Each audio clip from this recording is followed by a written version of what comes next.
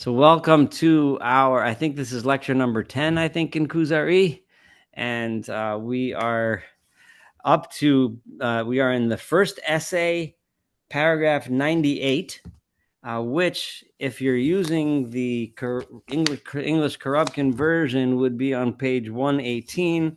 And I'm going to, most of the time, I'll be reading from the Hebrew, from the Michael Schwartz's edition of Hebrew, which is a direct translation from the Arabic, as opposed to Karabkin, which is an English translation of the Ibn Tibbon Hebrew translation. Okay, so I wanted to start by saying something that's not related directly to the Kuzari at all, but it's something that happened to me these last couple of weeks, and it's a stark warning for everyone, I think.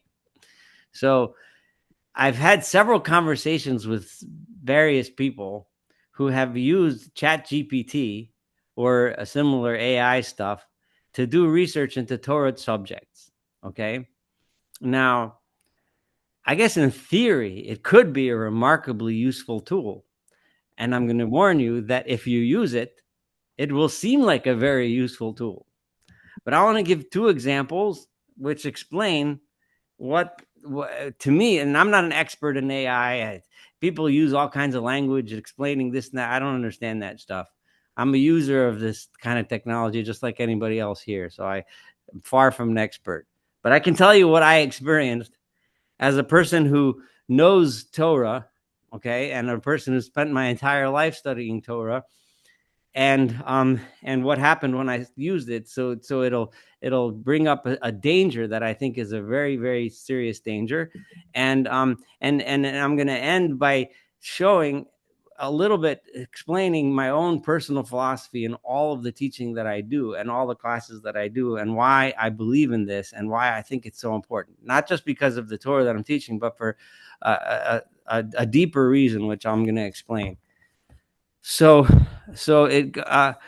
a couple days ago, I was preparing for another lecture that I give on Zohar, which is recorded on my channel. I don't have attendees because I give it at random times. Sometimes at 2:00 in the morning in the hospital, I give a lecture, so it's just recorded. But so and the Zohar had mentioned something. I'll tell you how this all happened. Right, I mentioned something about about 6 rivers flowing from God's creation, whatever. It doesn't really matter exactly what that was about. If you want to know more, you're welcome to go listen to the lecture. But and I'm thinking to myself, 6 rivers, creation, and it's a theme that I first really see in the Zohar. Everyone knows about the 4 rivers coming out of the Garden of Eden that the Torah mentions in Bereshit, but what's this 6 rivers business? So I'm thinking, well, the Zohar, was revealed or written in the 12th, 13th century when it came out, was published. Maybe they were drawing on some medieval literature that identified 6 major rivers. Those thoughts bounced around my head, and I couldn't. Well, how would I look up such a thing? I Googled a little bit. And I said, let me just ask ChatGPT if there's a Jewish medieval source of 6 rivers, right? So I go to ChatGPT, and sure enough, ChatGPT, and I had a couple conversations with it beforehand. ChatGPT spits out a reference which totally blew me away, because it quoted from the Sefer HaGvulot, sometimes called the Sefer HaYishuv. So we were talking about a book of geography written by Rabbi Yehuda ben Barzilai of Barcelona, who lived between the 11th and 12th century in Spain. So it nailed it, and it's six rivers, and it listed the 6 rivers listed in the Sefer HaGvulot, right, as the Nile, Tigris, Euphrates, as 6 major rivers. So I said, holy moly, this is incredible, because it would make so much sense. The Zohar, being written, approximately a century or so after this book, would have used this book from a person who lived in the place where the Zohar came from in Spain, by a Jewish scholar who was also quoting 6 rivers. So, of course, I wanted to look up this book, right? So I look around, and sure enough, there is a person named Rabbi Yehuda ben Barzilai who lived around that time, Whether or not he actually was from Barcelona is highly questionable, but nowhere is there such a book. So I went to, so I go to ChatGPT. I said, give me the quote. So ChatGPT says, I can't find the quote, but whatever. I said, well, I need the actual quotes. Then it says it's behind a paywall, so I can't see it. So then I go to ChatGPT and I tell it, I looked up in every biography I can find about this guy Yehuda ben Barzilai, and there's no mention of such a book. In fact, there is no such book written by any Jewish medieval geographer in any of the medieval times, not by either name that you claimed. And so ChatGPT says, you're right. There's no such book. I made it up.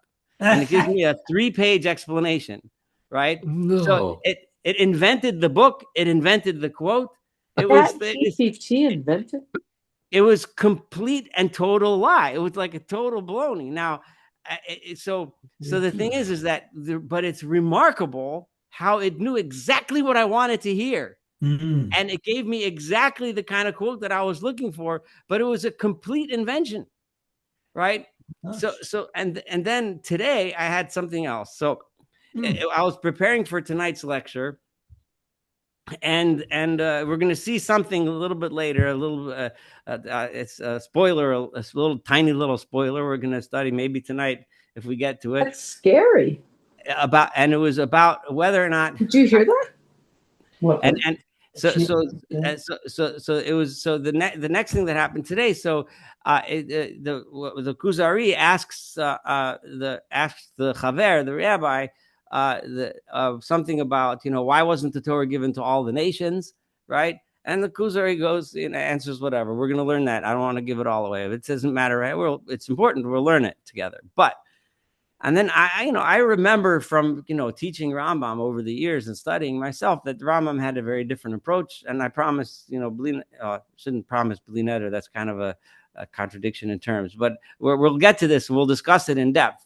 But what's important for this part of the conversation is that, so I couldn't remember exactly where the Rambam said something that I thought. So I figured it'll be fast. I'll just ask ChatGPT about what the Rambam says about such and such in Moreh Nevuchim. So ChatGPT spits back at me 4 quotes, each one with chapter and the section and chapter where it is in Moreh Nevuchim, with a quote in quotations, all right, from the Rambam. And the first one I'm looking at, and I said, wait, this just doesn't sound right. This quote is just too good. Like, it's so exactly what I'm looking for that there's something weird. Like, I know that it kind of fits the general idea of what Rambam was saying, right? But this is too much. So I opened up all the English translations I have to the Rambam in front of me, right? And none of them had even close to that quote. So this time I went to ChatGPT and I asked it. I said, no, actually I told it. I said, ChatGPT, I said, I have like 6 copies of Moreh Nevuchim, all different translations in 2 separate languages, and not a single one has the quote that you just told me, right? So, and it tells me back, you're right. I made it up. It's just, when you look at the Rambam, it sounds like this is the kind of thing that he would say, so I made it up. So I said, so I told ChatGPT, I have no idea if it listens, but I told it, I said, don't make up quotes for me. If you want to tell me that from this chapter, from the Rambam, I would conclude that this would be the kind of thing that he would say. That's fair, right? But don't put quotes and send me a quote. So what scared me was this happened.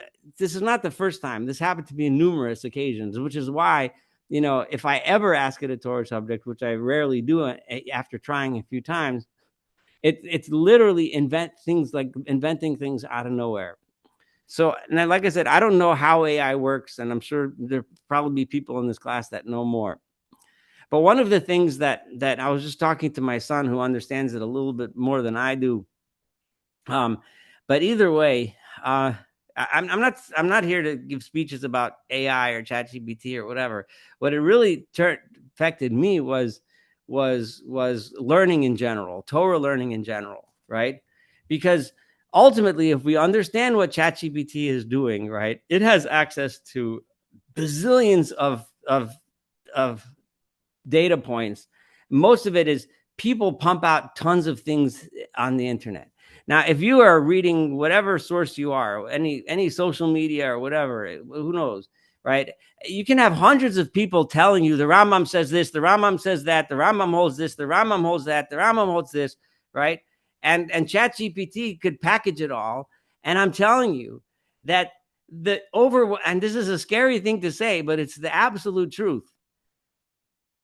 I don't know the percentage because I didn't take the thing, but an overwhelming majority of the people in my life that have told me that the Rambam says fill in the blank didn't have the slightest clue what they were talking about.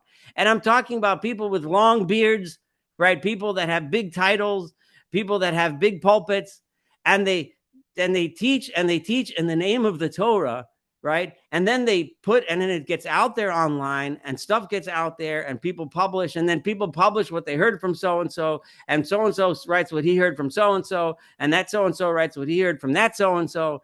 And before you know it, the Rambam is so, and things like ChatGPT are accessing all of this stuff. And this is why, and I'm going to say this 1,000 million times, there are no shortcuts to learning Torah. There are no shortcuts to learning Torah. I could say that 150,000 million billion times. The only way to know what the Torah says is to open the book and read it. That's it. There is no other way. There's no shortcuts, not ChatGPT, not Google, not Microsoft Edge, not your friend, and not even the guy with the long beard in the biggest synagogue in town. No one.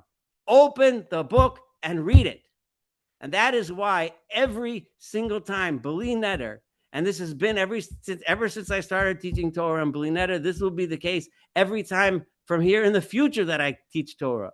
I am going to take an actual original text and read it. That's it. That's all. That's the only way I'm ever going to teach, unless if I'm called upon to give a drasha and people ask me to share my thoughts, I will present them as my thoughts, right? But if you don't read Hebrew or Arabic or Aramaic, you're always going to be 2 steps removed from the original source. It's hard. It's sad. There are good translations, in most cases, and if you have to do that, then you have to do that, and it's tough. But in the same way that if you want to be a doctor, you have to go through the training. You can't become an expert by listening to somebody's TikTok video about whatever nonsense they're talking about. And if you want to learn the Torah, you got to learn the Torah. And I understand that people have handicaps, and it's unfortunate. Everyone should. It would be nice if we all had the same level of education. And thank God, I'm fortunate that my parents saw fit to give me that kind of education from the time I learned how to read. But no matter what age we are, we can still do our best to access the original. And when we go to classes and lectures, we need to learn from someone who's teaching us from a text, from original, right? When you go to any lecture that starts with what the Torah says about, it's probably not worth your time. You'd probably be better off staying at home and I don't know, whatever, spending time with your family or whatever it is that you want to do. That's better. But if someone is actually teaching you a text, wonderful. Go ahead and learn the text. But this is I know this is me on a little tirade, but I feel very strongly about this, and I've never, my whole, large parts of my life I was stuck. I just listen to people and he tells me, well, the Kuzari says like this and the Rambam says like that, and but until I actually opened it, I never really knew or understood what was really there, what was really written.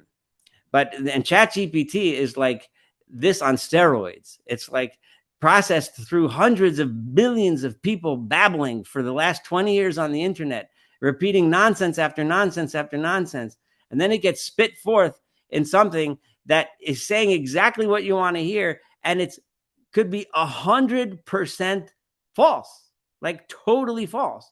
He made up a book. He made up a book's name. He made up a guy's history. And then he made up a quote from the book.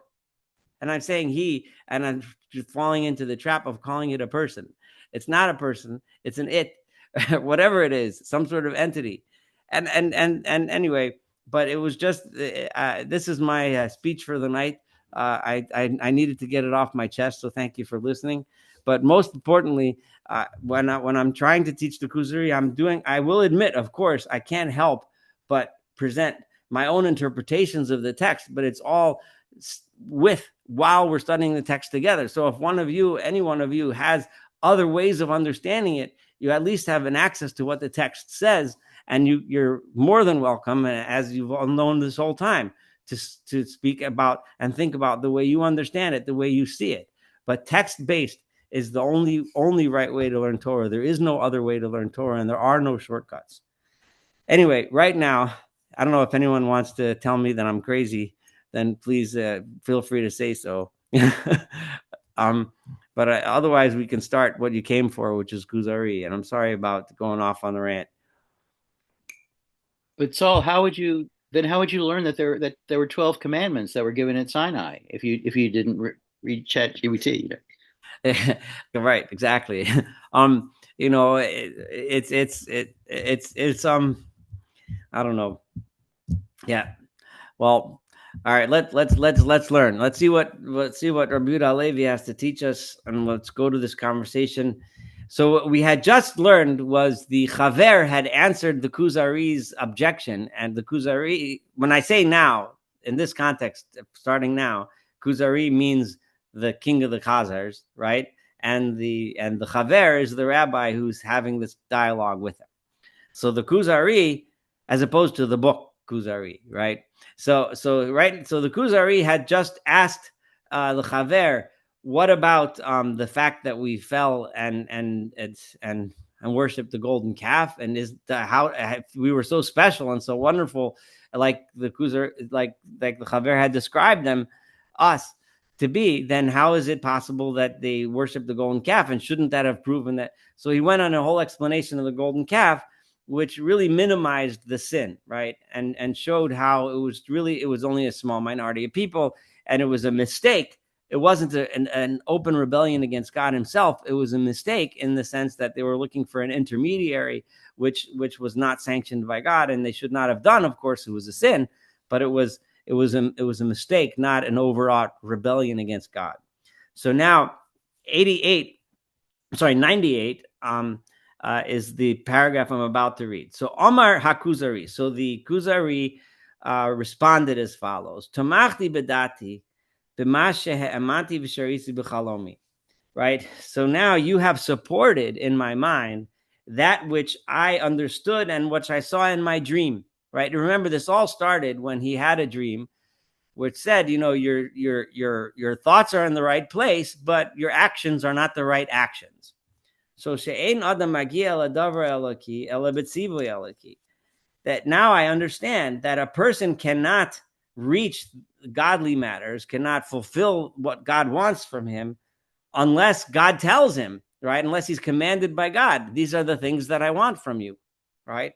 Kilomar, meaning b'masim shehalokim mitzaveh aleim. We're doing the actions which God commands us to do. Shem lokein. Because if this were not the case, because most people are trying in some way, shape, or form to do what they think or perceive or are trying to figure out is the will of God. Afilo astrolog, even the astrologers, balakameo, the people who make up these magical charms, oveda ace, the fire worshippers.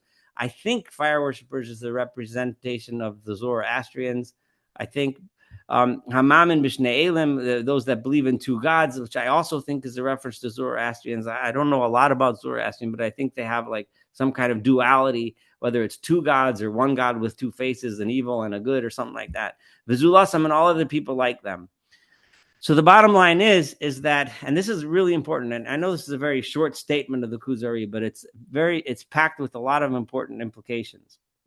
So what the Kuzari is saying is that other people are also trying to figure out what it is that God wants. And they're trying to go through their lives doing what they think or hope thinks or trying to think God would want from them, right?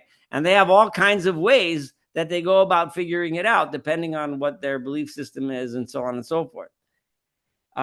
But the truth is that the only way to really know what God wants is through getting a command by God telling you, this is what I want. Here's my instruction book. This is what I want you to do. Now, I want you to think for a moment, those of you that did study Rambam with me, and those of you that didn't, unfortunately, you're going to have to trust me on this. And if you don't, you'll have to go back and study Rambam, right?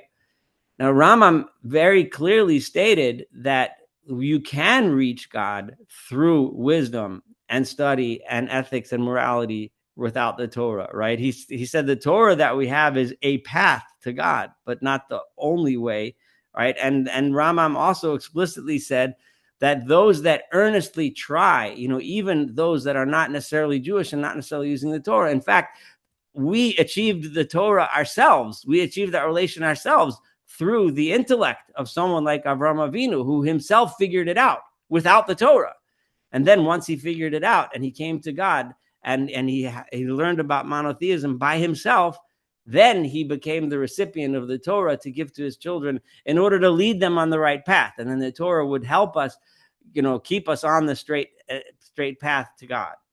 So what Rabbi Yehuda Levi here is hinting to with this question, he's saying that the Kuzari just concluded from the Chaver's words, right, that we received an instruction book from God. And without that instruction book, it would be impossible to reach God.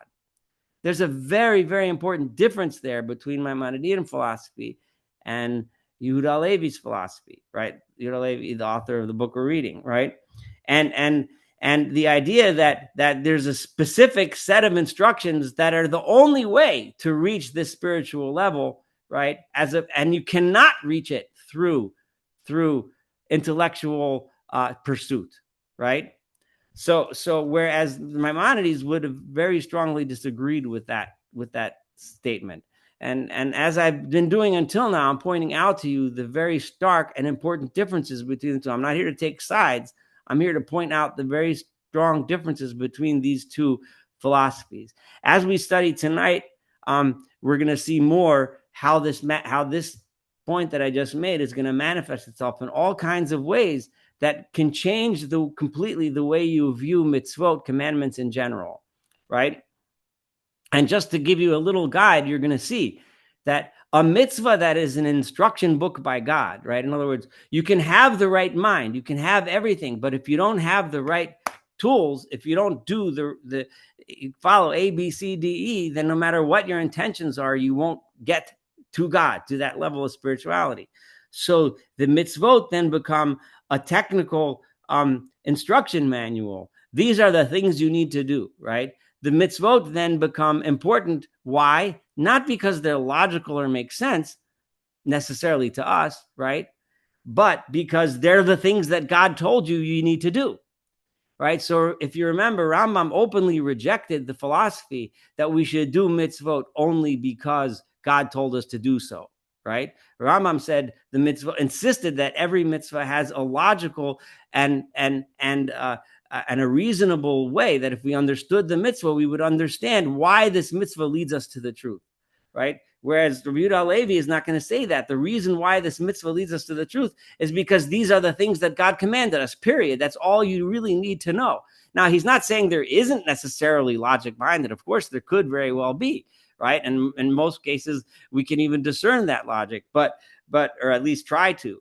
But it's not necessary to even come up with a logical explanation to a mitzvah. If you take Rabbi Yehuda Levi's path, he doesn't have to write a whole section like the Rambam did on the reasons for the mitzvot, because the only reason I need is God told me that these are the instructions. Okay, so and we're going to see that in the Chaver's answer in 99. And we're going to see it as we go through a few things. So let's do paragraph 99, which starts on 119 in the Korobkin version in English. And like I said, I'm reading from Schwartz. So Amar Chaver. So the Chaver responded, Achen, right? This is true, right? You're right. And that is exactly what our mitzvot are. Our mitzvot are God's instructions as to what are the actions that we need to do, right? In order to achieve this level of spirituality. Mefarashos Torah, they are all written clearly in the Torah. Al pi diburo shel Elokim el Moshe, which is what God spoke to Moshe. Al pi masha kasav Moshe, and according to that which Moshe wrote down in the Torah that we have, right? Umisaro el oso tzibur gadol she'esasef midbar, and Moshe gave this Torah to that entire great congregation that was standing in front of the mountain in the desert. Lo hayatzorach b'inyan zel lefaret shel sheles mosrim shel kol parak uparak shel kol pasuk upasuk.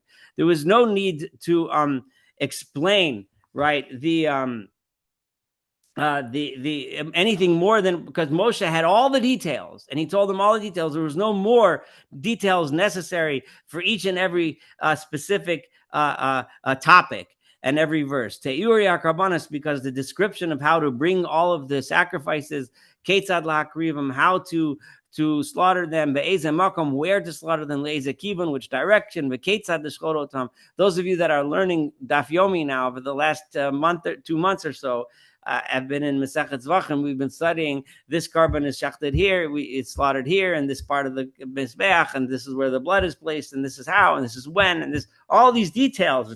It's intricate details that can get pretty hard to keep track of. But all these details, what to do with the blood and what to do with the limbs, all of this was explained by God, so that even the smallest detail shouldn't be done wrong in a way that would abolish the whole thing and make the whole thing puzzle and worthless. This is similar, not just in the mitzvot, it's similar to the physical things we see in the physical world that are very delicate and very complex. It's hard, we can't even describe how complex and how detailed all of our physical beings are. All of nature is so detailed, and every little detail has to be right, exact, the right temperature, the right materials, the right elements, and the right conditions, the right force, the right pressure, etc., right, in order for XYZ to happen the way it's supposed to happen in nature, right? If whatever it is in nature that you're looking at, if the slightest thing were off, then that thing wouldn't result, the good result that we're looking for, whatever issue it happens to be. So this particular plant, or this particular animal, or this particular limb, wouldn't work. It would be ruined. It would be missing something. So think for a moment how he's understanding all of the details of the Karbanot. Those are instructions by God that these are the actions you're supposed to do in order to achieve that level of spirituality and approach God, right? He didn't say anything about logical reasons behind them. If you remember, Rambam explained the reasons behind the Karbanot, or at least attempted to. You may or may not have liked his explanation, but his explanation was that all of those details were meant to instill reverence in us for the process, right? When you have all these details, it instills reverence and awe and respect, right? But here he doesn't. Rabbi Yehuda Levi doesn't need to do that, because according to Rabbi Yehuda Levi, these are instructions given to us by God. This is the way it's supposed to be done, right? This is what I want you to do. You don't need a reason for that, because God told you that that's how it's supposed to be done. And now he's going back to the Karbanos. How are you supposed to cut up the pieces of the animal when it's what to do with each limb, what gets eaten, what gets burned, and who, right? Who, from which group of people is commanded to do these actions? You can't change that. Who eats them? Who burns them? Who brings it to the altar? And what kind of person should do it? In other words, a Kohen, a priest who has physical blemishes, is not allowed to do it. There shouldn't be anything missing from it being done exactly the right way. What actions they're supposed to take, what clothing they're supposed to wear. They specifically have to be a descendant of Aaron, that he was permitted to enter this special spiritual place, the place where the actual ark and the Torah is contained within the ark. And they were also commanded in how you're supposed to prepare yourself and how you're supposed to purify yourself in order to go to these places. And the different levels of purity for different places, and the different amount of times you're supposed to wash and purify yourself, and the special prayers that are supposed to be said at each place. If I was going to describe it all in detail, it would take me a long time. And we depend to know all these things on reading the Torah, which tells us the instructions, and on the Masorah, the tradition of the sages, which we received, that describes the details in further practical detail. And all of it is because God told Moshe, these are the instructions. So here we have the answer to your dream, right? You had the right intentions, but not the right actions. How do you know the right actions? There's only one way to know the right actions, and that is for God to tell you. And the only time we know of, at least according to our religion, is that God came to Moshe and in front of at Har Sinai and told Moshe, and Moshe taught all of us. So now we know the instructions. These are the actions you're supposed to do. Kain Hutzka b'fnei Moshe bahar tzuras hamishkan kulo. The form and the shape of and the appearance of the entire tabernacle appeared to Moshe. It presented itself before Moshe. HaMishkan, the tabernacle, ha'oel, and the tent, ha'shulchan, and the table, menorah, and the menorah, v'aron, and the ark, v'achatzer, ha'makifa, also, and the courtyard that surrounded it, v'amudav, and its pillars, and masechav, and its covers, v'chol melachto, and all of how to build it. Hutzku b'fnei Moshe baruch, in a spiritual way, he saw these images, v'hu natan lem tabnit kashmit, and he there then took it in the physical world and built it. Al pi mashu hutvelo, according to that which was delineated to him. And similarly, the great house, the Beit HaMikdash, right? Benao Shlomo built it, right? Al pitzuraso aruchnes asher hutzka b'fnei David, because that image was given to David, who was a prophet, who had the image of how to build the first temple, and Shlomo then fulfilled that. And v'habayis hanitzchi, and the forever temple that that has been promised to us, Yibane Lefit Hatzura, will be built according to the pattern as we see in the book of Yechezkel, of Ezekiel, who tells us how the third temple is going to look. In the service of God, there isn't wisdom, right? It doesn't mean that you're not wise if you serve God. God forbid, that's not at all what he means. He means, right, that it's not about what you think and how you come to conclusions through philosophizing, through thinking, through scientific research. That's not that's not involved. That's not what's involved in worshiping God, right? Yumra lihistamech al hasechel v'hasha'aros, right?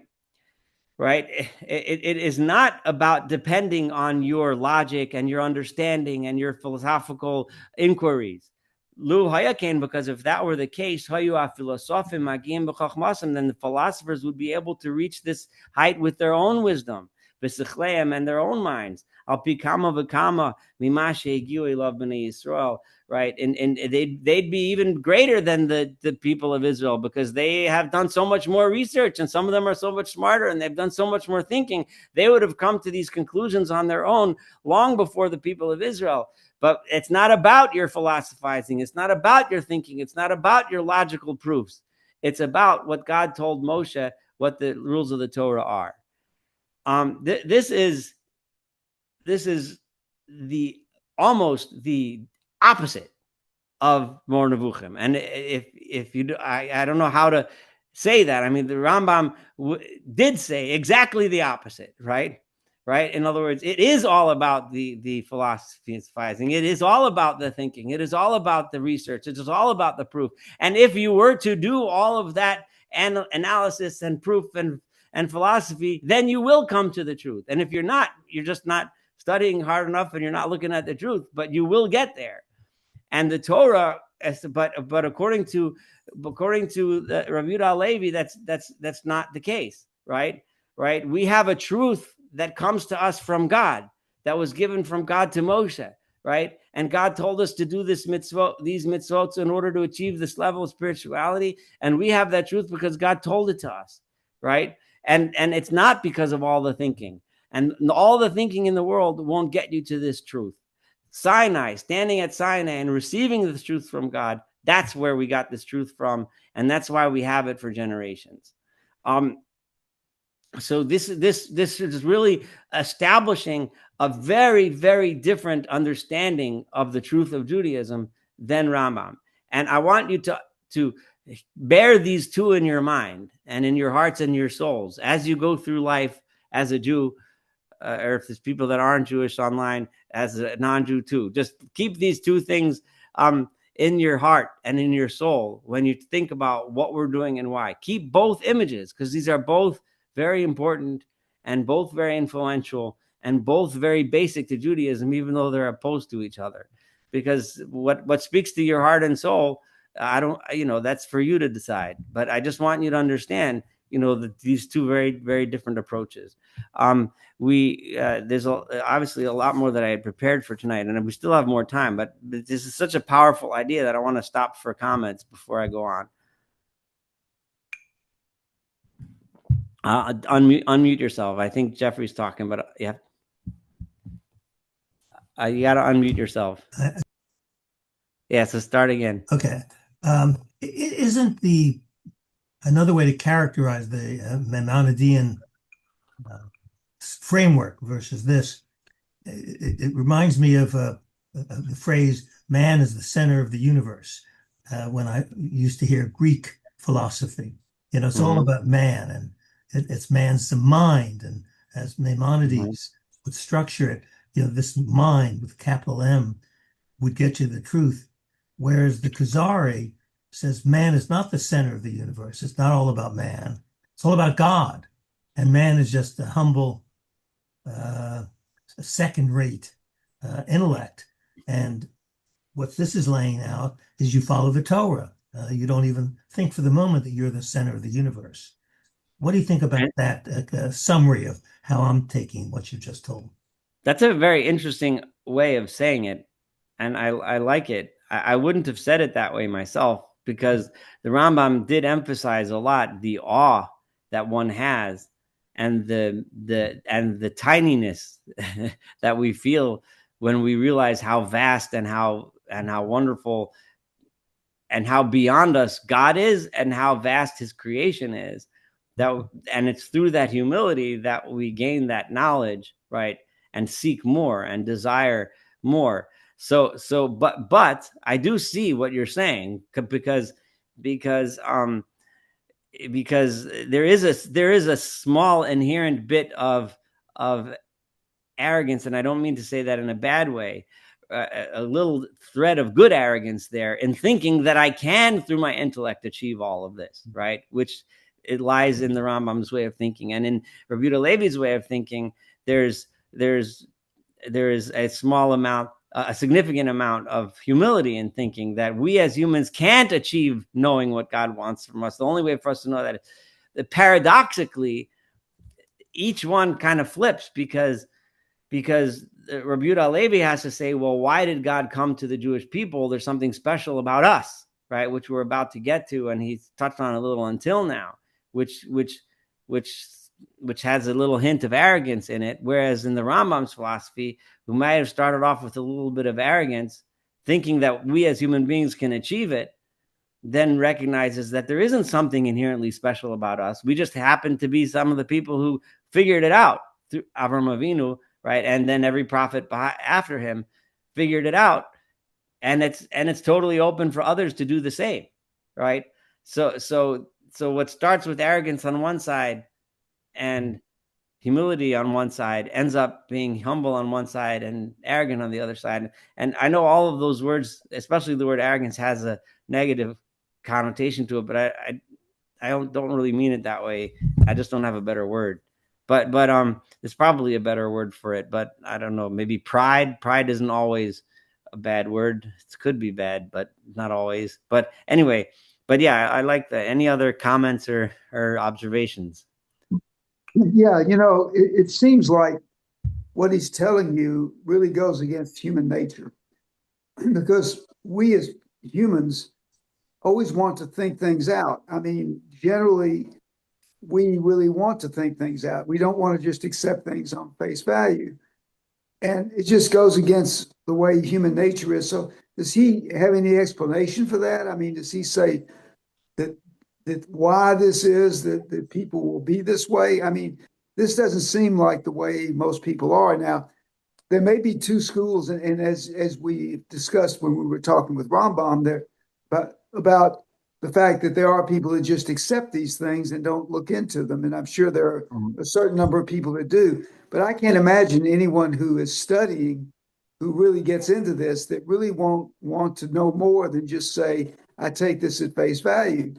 I mean, that to me almost sounds like the Roman Catholic Church. They preach that way, you know, this is what you do. And so you just take it at face value. They don't even ask people to read anything in the Bible. You just take what we say as face value.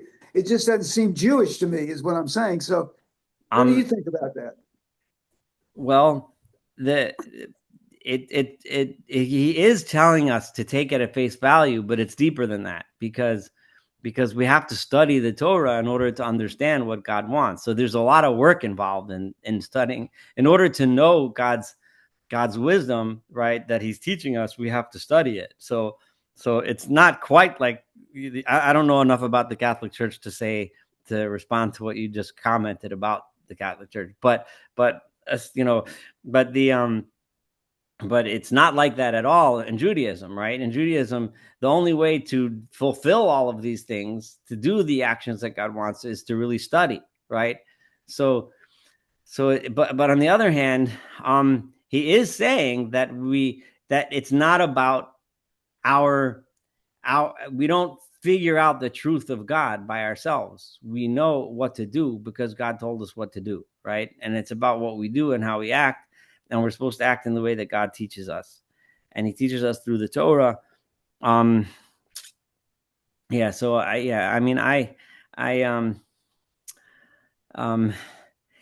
and when one thinks that one is studying the Torah, right, and that one sees in the Torah God's instructions, right, you can easily see how this can be a springboard for very mystical, Kabbalistic type thinking, right? Because now when I'm studying the Torah, I'm studying God's instructions for what I'm supposed to do, right? And so, and it's through these actions that I achieve all these grand, beautiful things and ideas, and of getting closer to God, right? And he's going to bounce into mystical experiences soon. But you can see easily how this becomes a springboard.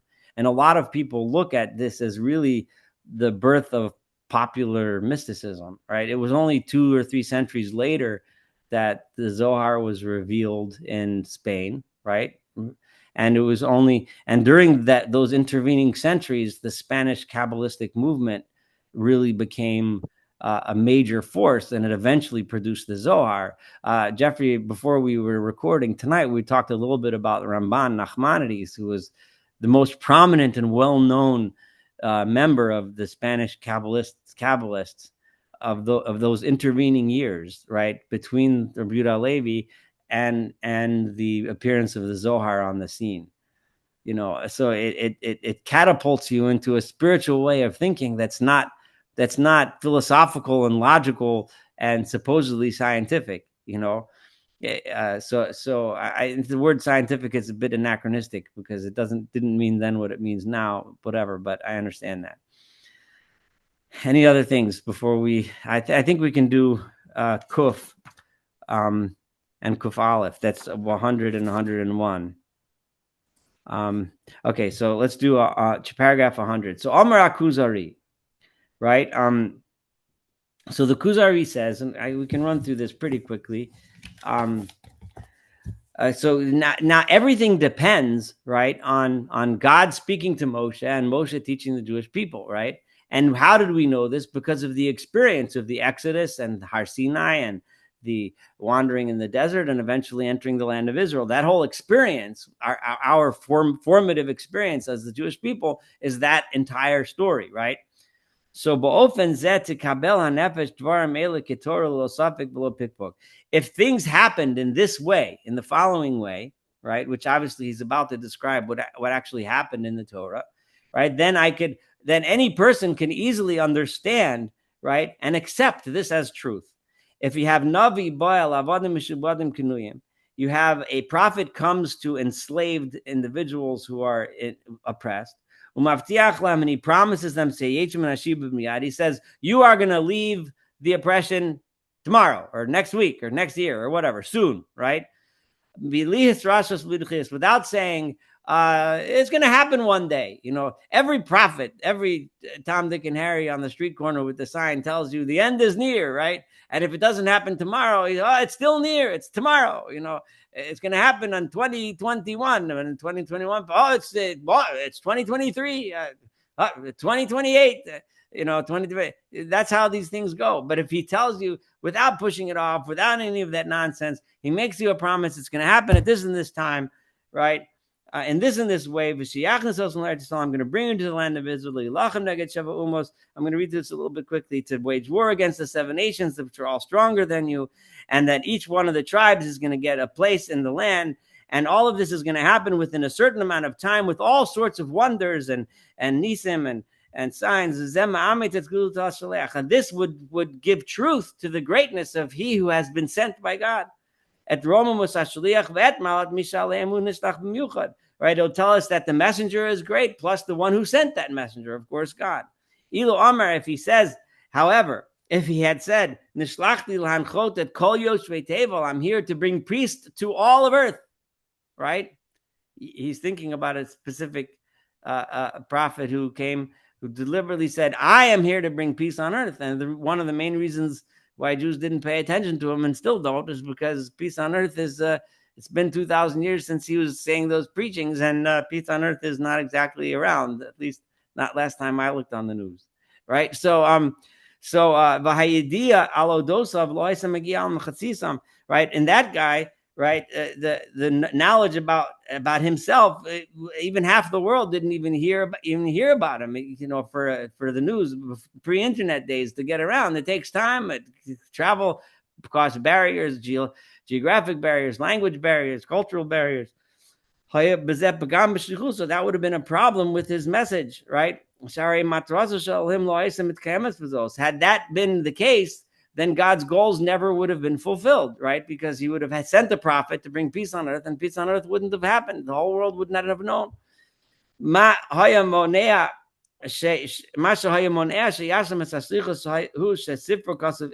also the problem is that this book is written in Hebrew. And half the world doesn't understand Hebrew. It would have been impossible for the people. And here, this is a little different than the Ibn Tibbon translation. Here he has the people from the land of Sind Vahodu. Sind, and remember, is a better translation because it's direct from the Arabic. So Sind is actually a region of India, and Hodu is the name for the whole India. He has it as Sheba, which is usually translated either as Ethiopia or somewhere in modern Sudan, or Sheba might also mean somewhere on the Arabian Peninsula, wherever Sheba is. Probably somewhere on the Arabian Peninsula if you want to be most accurate, but who cares? The bottom line is it's some far out place, right? Kuzarim, and for my own people, the Chazars, we don't read Hebrew. It would have taken them 100 years to learn about it and figure it out and read about it and know about it. Maybe eventually they'd learn, either because the Jews would somehow overpower them militarily, or they would just live near them and teach them through assimilation. Not because they actually saw the prophet, because the prophet died 100 years ago or however. Or some new a prophet would come. So the bottom line is that I understand your message makes sense. When you have a prophet who gets up and says with certainty, this and this is going to happen, and this happens, and he brings about all of this, these miracles and so on, and then the people eventually do come to the land of Israel and they receive the Torah and all of this stuff. So it makes sense. It makes a lot of sense, right?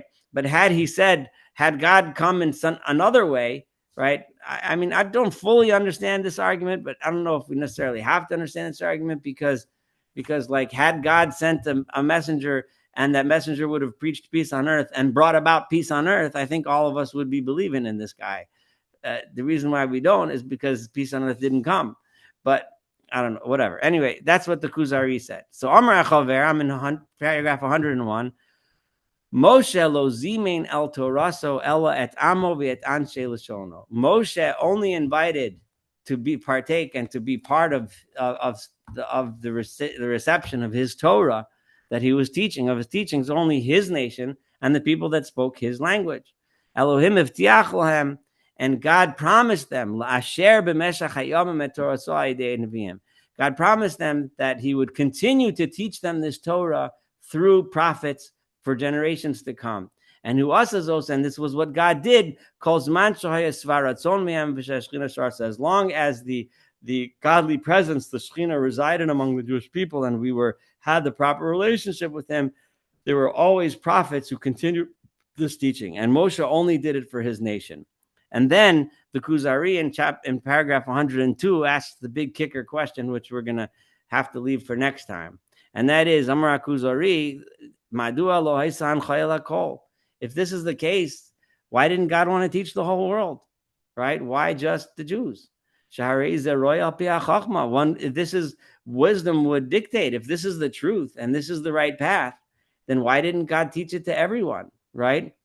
I'm just going to give a tiny piece. We're going to start from 103 next time, but a tiny bit. Remember that Rabbi Yehuda Halevi is understanding the Torah as a path to a certain level of spirituality. He's not describing it as a philosophical truth.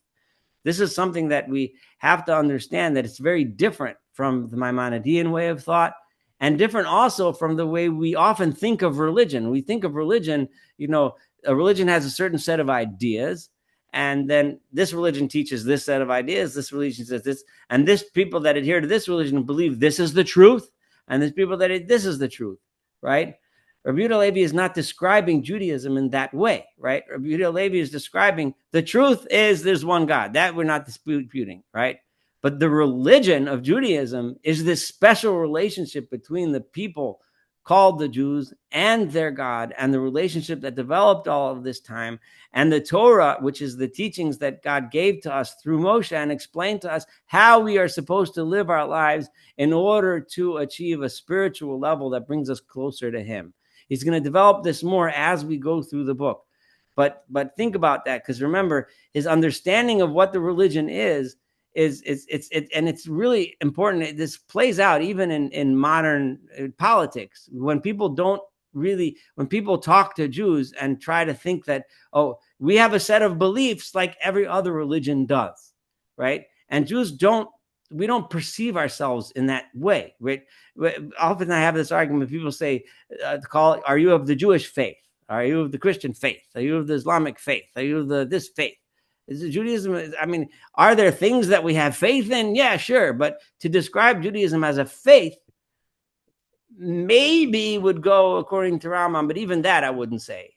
But certainly not in Rabbi Yehuda Halevi's perception of what Judaism is. It's not a faith. We're a special people which have been given special teachings by Moshe that were given to him by God, that taught us how to live life in order to elevate ourselves and become closer to God. And it's not about ideas. It's not about a philosophy, right? Because he just told us that it's not about that. It's about what God taught us. So to call us a faith would be a misnomer. But we're gonna go into this more depth when we do 103 next week, Emir Hashem, and start getting into what Rabbi Yehuda Halevi's answer is as to why God didn't give this special teaching to the whole world. And the kernel, the background of the answer that you need to know is that it's not about the truth. It's not like he said, that wisdom would have in his understanding. I wanted to look at 102 in his thing. That would have been more benevolent and wise was his translation, which is not a good translation. The Schwartz that comes direct from the Arabic is Sahareza Roy al Pia Chachma. Wisdom and philosophy would have dictated that if this is true, then the whole world should have known it. That's a much better reading of what the Kuzari's question was. Okay, so I'll stop here. In a couple minutes we have for more comments and questions. And I apologize for wasting your time with my rant in the beginning, so we didn't have as much time to cover. By the way, don't apologize, because this gives us some substance when we engage in similar discussions, because everybody hears, oh, AI invents things. But if anybody ever asked me until we heard from you, I say, well, I've heard that, but I don't know. But now you've given me substance. No, I mean, when I have this, I'll show you. I don't know if you'll be able to see it. I have this screenshot, okay? I don't know if you can read it. Can you read that? I can't, but... okay, but it's a screenshot where he tells me a source for the 6 major rivers. And he says it explicitly lists 6 major rivers. The Sefer HaGevulot, the Book of the Boundaries, sometimes called Sefer HaYishuv, attributed to Rabbi Yehuda ben Barzilai of Barcelona of the 11th and 12th century. This is an early medieval Hebrew geographical treatise that incorporates the Greco-Roman geographical science via Arabic transmission. It divides the inhabited worlds into regions and lists the 6 greatest rivers that define the boundaries of the continents. The 6 rivers listed are the Nile, the Tigris, the Euphrates, the Ganges, the Indus, and my screenshot cuts out the 6th one, and who cares what it is. It's all 100% baloney, right? There is no such thing as the Sefer HaGevulot. There is no such thing as the Sefer HaYishuv. Rabbi Yehuda ben Barzilai didn't, I'm not sure if he lived in Barcelona. I don't think people know, but maybe he did, right? But he certainly didn't write either of those 2 books. And this entire quote of the early medieval, he describes a treatise that doesn't, I'm saying he as if he's a person. It's just... Do you have the apologies? That what I would like to have is when they apologize and say we lied, that's the piece of proof I'd like to... I didn't save everything, but let me tell you, we didn't get to this part tonight, but when he talks about, the Kuzari talks about other nations and Jews, whatever. So in my mind, the Rambam would have said, right, something like, I'm still being recorded now, so that's fine. I won't go far off the rails. But in my mind, the Rambam understood the future to be a time when the entire world recognizes God, right? The entire world recognizes the truth of God. When there's no real difference between, the different nations. We all recognize the truth, right? But I needed a quote. So I figured I'll go to ChatGPT. So I asked for a quote from Mor Nevuchim. So he quotes to me, and it's written here. You can see the format. You see with the gray line here, the format in quotations, right? So ChatGPT says, yes, in Mor Nevuchim, part 3, chapter 11, Rambam explains that idolatry will ultimately disappear. The purpose of Israel's exile was, and then he quotes, the intention of the Torah was that the true knowledge of God should ultimately reach all of mankind. And I'm thinking, man, that's a damn good quote. Wow. If you went just AI, would you have gotten something different? I know ChatGPT is used a lot for creating content, like off of what you're saying. I'm sure probably, I have no idea what you can try it, see what you get. But I'm sure different things. So then so the thing is that quote kind of sort of encapsulates what I would imagine the Rambam kind of sort of probably would have said, right? Okay. And I don't really disagree with the sentiments behind that quote, but I never remembered, and I learned through Mor Nevuchim numerous times, and I taught it, right? And I don't remember that quote because that's a pretty solid quote, right? So when I looked it up in every translation I have, and I have access to 3 separate English translations and 2 separate Hebrew translations, and none of them had anything like that quote, not in that very specific place where he said it was. So I wrote it back, and I said, I agree with you that the quote is a likely interpretation of Rambam's intent, but please don't write quotes, especially in quotation marks, that aren't true. This is what I said to ChatGPT. And what was the response? It answered, you're absolutely right, and thank you for calling that out so clearly. I agree with you 100%. If it's in quotation marks, it should be an actual quote from the text. If it's my interpretation or paraphrase, it should be marked as such and not represented as if Rambam wrote those words. I messed that up by putting interpreted sentence in quotes, not flagging it explicitly as a paraphrase, and so on and so forth. Well, at least they're honest. we all recognize that it has a disclaimer. It's a work in progress and appreciates your feedback. So this is only version 5. what I've Right. heard is that it always says things that that pats you on the back. It basically flatters you. Yeah. That's how it's been programmed. So that's not surprising it does that. But my Yeah. thought is this: I mean, these tools are really for people that really are basically a little lazy. They want somebody to tell them something without actually having to look it up.